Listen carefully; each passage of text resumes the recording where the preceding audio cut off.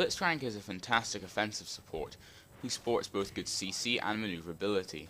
However, his big specialization is an aggressive laning stage and the ability to pull a singular target out of formation, particularly those high value targets such as the AD carries and AP carries, and with the help of his teammates, kill them before they have time to react. In this way he has become a massive force in MLG and of course just the normal ranked circuit, which has earned him quite a few bans, probably the only support to get banned quite so often. Blitzcrank's passive is Mana Barrier. When Blitzcrank's life or HP goes below 20%, he activates his Mana Barrier. This creates a damage shield that lasts for 10 seconds. The strength of the shield is equal to 50% of Blitzcrank's current mana.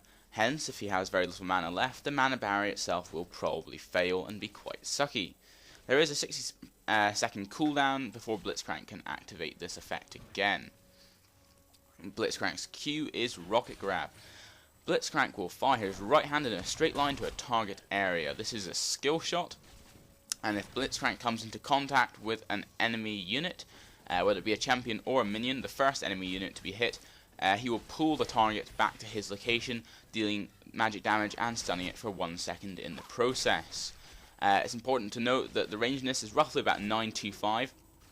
However, the skill shot sort of emblem that you get when you're aiming it doesn't actually fully show the full range of this ability. So you can actually aim slightly further than the skill shot sort of icon, and you will still probably hit your target. I take this for CC Blitzcrank at level 1, and I also take it for Initiator Blitzcrank at level 1. However, with Initiator Blitzcrank I take it and max it by level 9, and with CC Blitzcrank I max it last. Blitzcrank's W is Overdrive. Blitzcrank will supercharge himself and increase his movement speed and attack speed for 8 seconds. This is basically just good for maneuverability, and will allow you to actually, when I show you what his E is, will allow him to hit his E a lot more and to chase enemy units very quickly. It's also good just for fast warding purposes, and it doesn't cost much mana. I take this for CC Blitzcrank at level 3 and max it second by level 13. With Initiator Blitzcrank I take it at level 4 and max it last by level 18. Blitzcrank's E is Power Fist. Blitzcrank will charge up his fist and make his next attack deal double his total attack damage, and it will also knock his target up into the air. The cooldown on this does decrease per level, and it is almost like one of those sort of spammable abilities where it synergizes very well with Trinity Force, much like Nasus's Q. For CC Blitzcrank I take this at level 2 but max it by level 9. For Initiator Blitzcrank I take this also at level 2. However, I max it by level 13. Blitzcrank's ultimate is Static Field.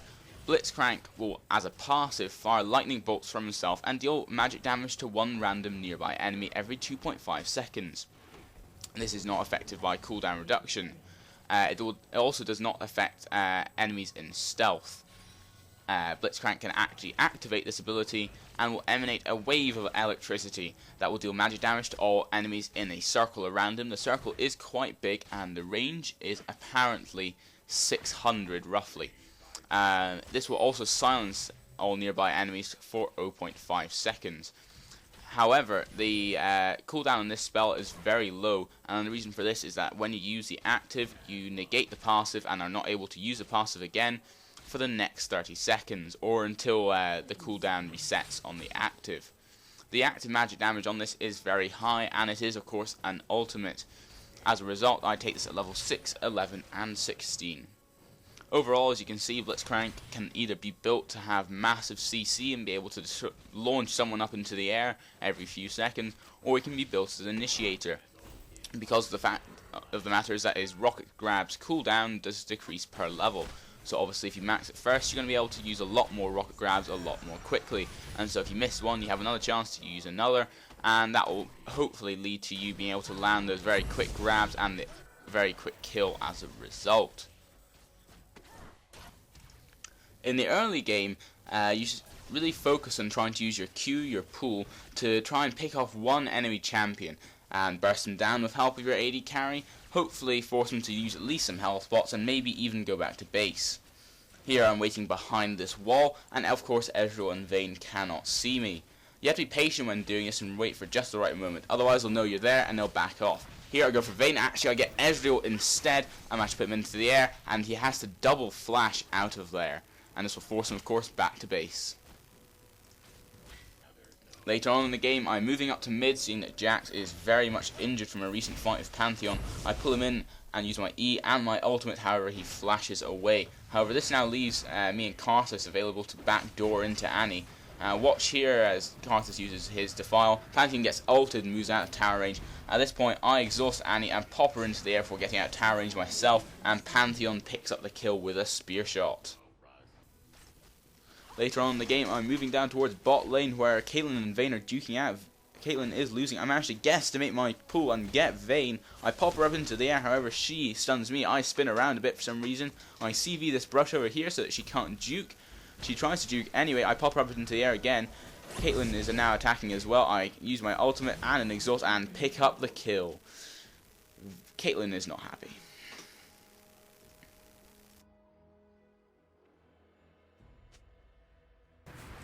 Later on in the game, we are 4 on 5 and our mid inhibitor looks like it's going to go. Pantheon ults in, and so does Wukong. Jax gets caught out of position right there and gets completely destroyed instantly. Vayne ults. I pull her in with my grab and punch her up into the air.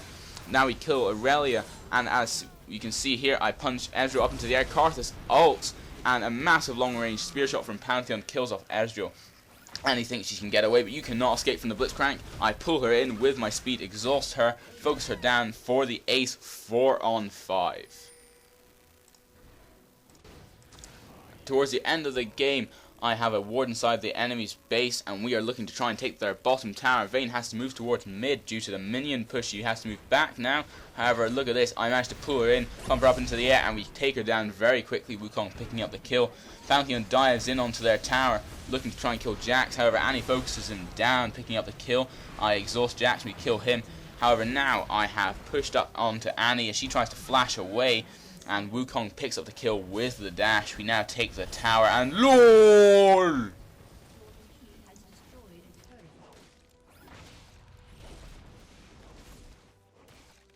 When looking at runes for Blitzcrank, I tend to go for 9 flat armor penetration marks, 6 flat armor seals, 3 mana regen per level seals, and 9 magic resist per level glyphs. I also take, of course, 3 gold per 10-second quintessences. This will basically give me all that I needed to support the extra DPS from the armor penetration marks. Of course, you can take flat AD marks as well if you want to have that big early game advantage and the early game DPS, or AD per level if, to counteract, you want to have the late game DPS. The armor involved will obviously keep you tanky in the early stages of the game. The mana regen per level will simply mean that you never have a mana shortage past about level 6 or 7. And of course the magic resist per level will of course mean that in late game you have a good amount of tankiness against both armor and magic resist, which is of course very important.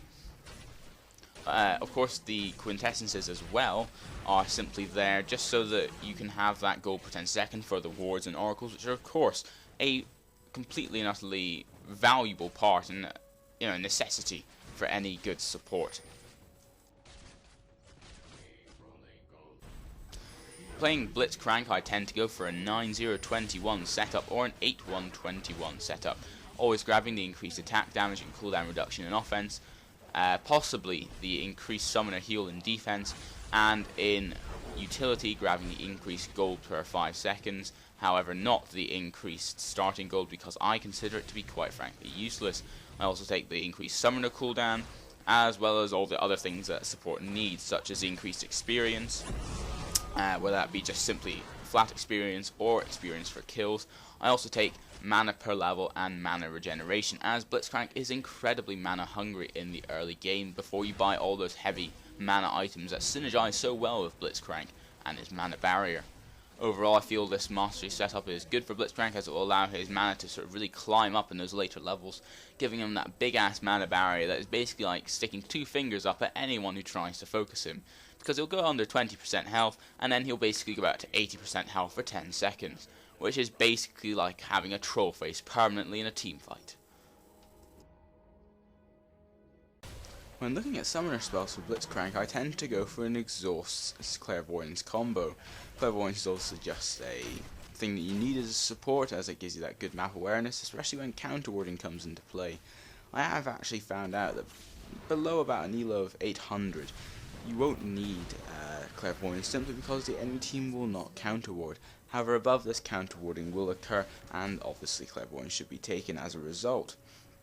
Exhaust is simply something that I would use just to plug onto the AD carry to really reduce the enemy's damage output. You can actually use Flash instead of Exhaust as long as someone else on the team has Exhaust, simply because that will allow you to make a Flash pull maneuver, which is a very good way of catching one of those fleeing enemies who thinks just about going to get away. When looking at an item build for Blitz, I tend to go for a Fairy Charm, 3 Sight Wards and 2 Health Pots at the first stage of the game. I then go for Heart of Gold and Philosopher's Stone. I do not get KG's Lucky Pick, as while Blitzcrank does have a bit of AP reliant abilities, I feel that taking the AP reliant items is just a bit of a waste. He's much more suited to Frozen Heart, which I'll explain later. I get Aegis of Legion next after I've gotten those 2 items. I also go for Merc Treads in the process, as of course Aegis of Legion has that big ass aura that gives your team that nice bit of tankiness and a bit of DPS as well. I then go for Frozen Heart, not just because it is tanky and has a massive amount of CDR, it also will synergize fantastically well with Blitzcrank's Mana Barrier.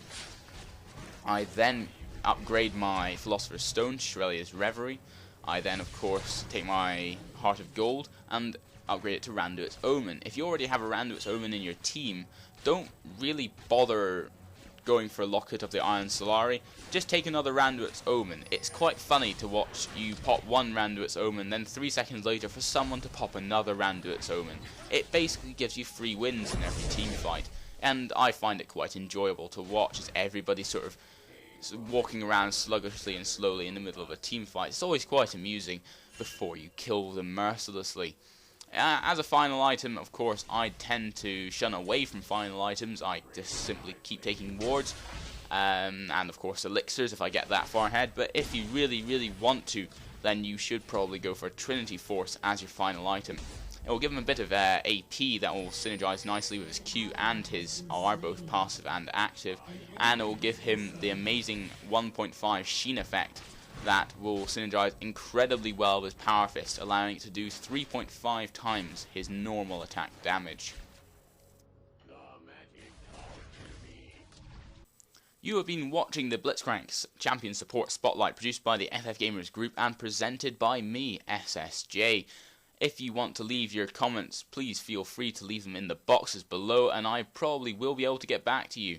If you want to leave your own build, please again use them in the boxes below. I hope you try out my build, whether that be in ranked games or in blind pick, and tell me what you think. And I also hope that you continue to watch the rest of this series, and if you're new to the series, please feel free to watch the whole playlist. There are already a few episodes up for your enjoyment. Goodbye.